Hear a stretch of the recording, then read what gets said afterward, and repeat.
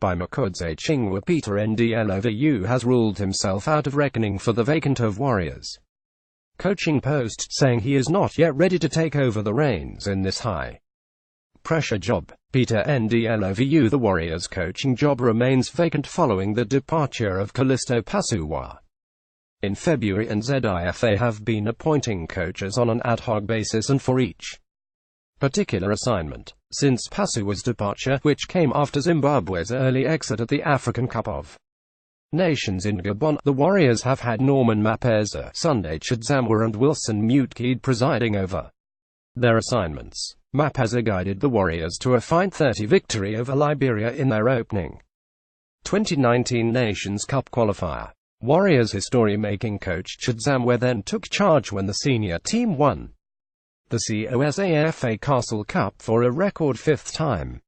The veteran coach, however, suffered a reverse when the Warriors were bundled out of the African Nations Championships by Namibia in the first round, with both Mapeza and Chidzamwa tied up with club commitments at FC Platinum and ZPC.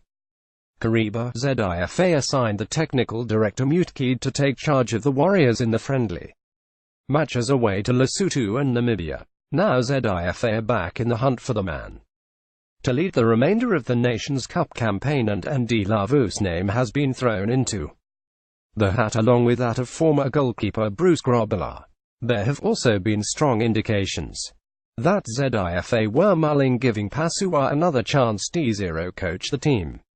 Ndlovu, who was guest of honor at the Castle Soccer Stars Awards, said although he was aware of the overtures about the possibility of him being appointed to the Warriors technical department, he was not yet ripe for the job. The Mamelodi Sundowns team manager remains a popular figure with the fans long after he hung up his boots.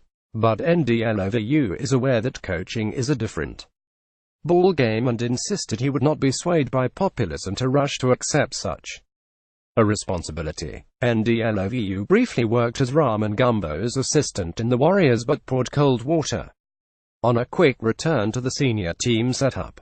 I have prepared very well, but I'm not yet ready. That is all I can say. I am still preparing well, not only to be the national team coach but to be a very good coach. It is not supposed to be by popular demand, because it is the harder you fall if you come in by popular demand. What I am saying is that I have to be ready when called. I have to do things properly, but I am preparing for the good time to come. It is not like because you are Peter Ndlovu you have achieved and you can coach. No, the preparation has to be good. When called we will consider a lot of things. I normally sit down with my family and we agree to things, said Ndlovu. Ndlovu, a pillar of the Dream Team together with stars such as Grobbelaar, Agent Sou and the late Francis Shonhei, further cemented his position as the greatest Warrior of all time when he led the nation to 2 editions of the African Cup of Nations in 2004 and 2006. The legendary former Warriors skipper, however, said his loyalty to Zimbabwe remained intact and that he would always encourage younger players to play for the national team, including Kama Billiot.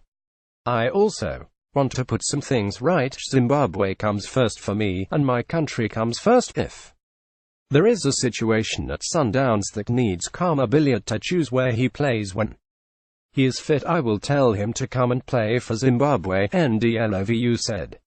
Should he eventually take up coaching on a full-time basis, Peter would have traveled the same route with his elder siblings, Madinda and the late Adam. Madinda has had stints with Highlanders, Black Mambas, and different Botswana clubs where he has performed admirably.